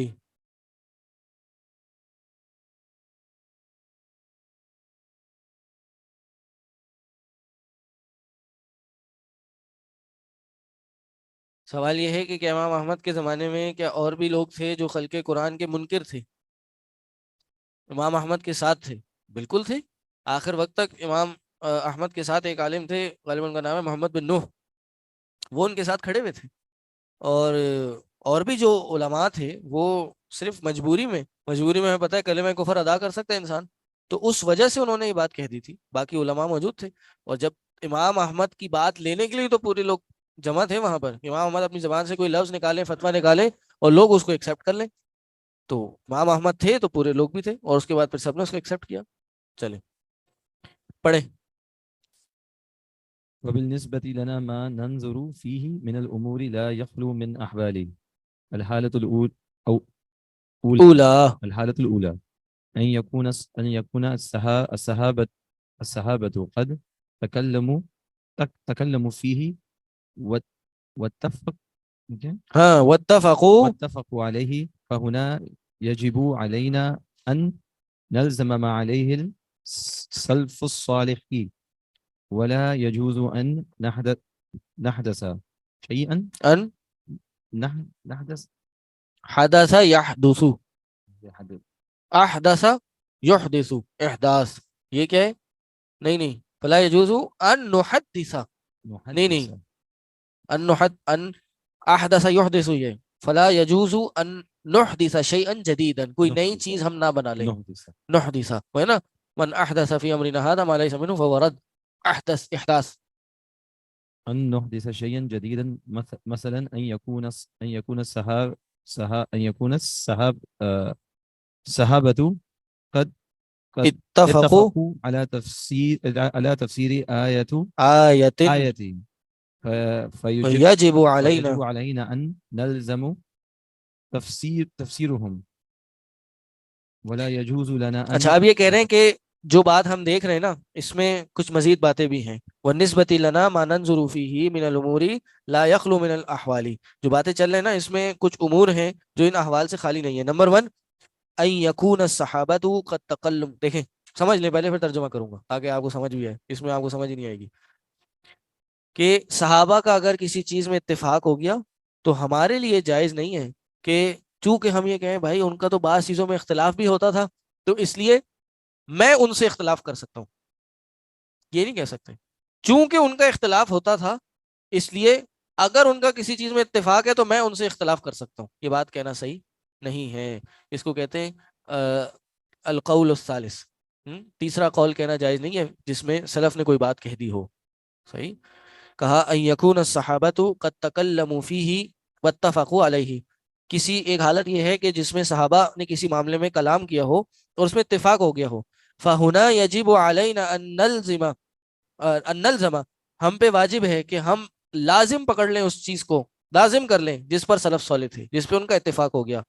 ولا یجوز، نہیں ہے جائز، ان نحدث شیئا جدیدا، ہم کوئی نئی چیز پیدا کر لیں، نئی چیز بنا لیں، یہ ہمارے لیے جائز نہیں ہے. مثلا مثال یہ ہے ان یکون الصحابۃ قد اتفقوا علی تفسیر آیہ، صحابہ کسی آیت کی تفسیر میں متفق ہو گئے کہ اس آیت کی یہی تفسیر ہے. فیجب علینا ان نلزم تفسیرہم، سمجھ آ گئی بات. ولا یجوز لنا ان نحدث تفسیرا جدیدا، ہمارے لیے جائز نہیں ہے کہ ہم نئی تفسیر بنا لائیں. یخالف تفسیرہم، جو ان کی تفسیر کی مخالفت کرتی ہو کہ اس تفسیر میں تو مختلف اقوال ہیں، ان کو چھوڑو، میری یہ رائے ہے. عثمان بھائی کر سکتے ہیں ایسے؟ نہیں کر سکتے. اختلاف اس چیز میں ہوگا جس چیز میں انہوں نے اختلاف کیا. اگر انہوں نے اختلاف کیا اور بعد میں اتفاق کر دیا، ہمارے لیے جائز نہیں ہے کہ ہم اختلاف کریں. وقد نزید فی المعنی لیوضح فلا باس، کہ اگر ہم معنی میں اضافہ کریں تاکہ بات کو واضح کر دیں، لیوضح تاکہ وضاحت ہو جائے، فلا باس، ابھی اس میں کوئی مسئلہ نہیں ہے. تفسیر وہی ہے، تفسیر کے معنی سمجھانے کا طریقہ مختلف بھی ہو سکتا ہے، زیادہ بھی ہو سکتا ہے، اس کی اپلیکیشن چینج ہوتی رہتی ہے وقت کے ساتھ ساتھ. الحالہ ثانیہ، یہاں سے پھر انشاءاللہ لام کی ویسے لام کی ویسے لام کئی ہے نا، یہ لی یوضح، لام تعلیل لام کئی ایک ہی ہوتا ہے. لام جر نہیں ہے، جر آتی نہیں فعل پہ، یہ آگے منسوخ کرتی ہے. ان لن کئی اذن، تو کئی آ گیا نا، یہ اصل میں ہوتا ہے لی کئی، یہ کئی چھپا ہوتا ہے اس کے اندر، لی کئی یوضح ہے نا قرآن میں. لینذر بأسا شدیدا من لدنہ، کیا ہے سورہ کہف کی؟ ہاں لینذر بأسا شدیدا ویبشر المؤمنین. ہاں تو لینذر یہ لام کیا ہے؟ لام کئی ہے.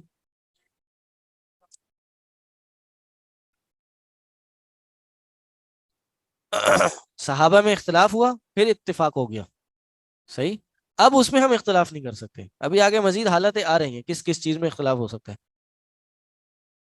سلف میں اگر کسی چیز کا اختلاف تھا اور اتفاق منقول نہیں ہے تو ہم بھی راجع مرجوع کر کے کسی بات کو لے سکتے ہیں. ہاں تیسری بات اب بھی نہیں لا سکتے ہم. صحیح ہے، پڑھیں گے آگے انشاءاللہ. اسے بیچ میں ہو سکتا ہے کل کا کوئی پیریڈ لگا دیں یار، میرا یہ کافی وہ ہو گیا.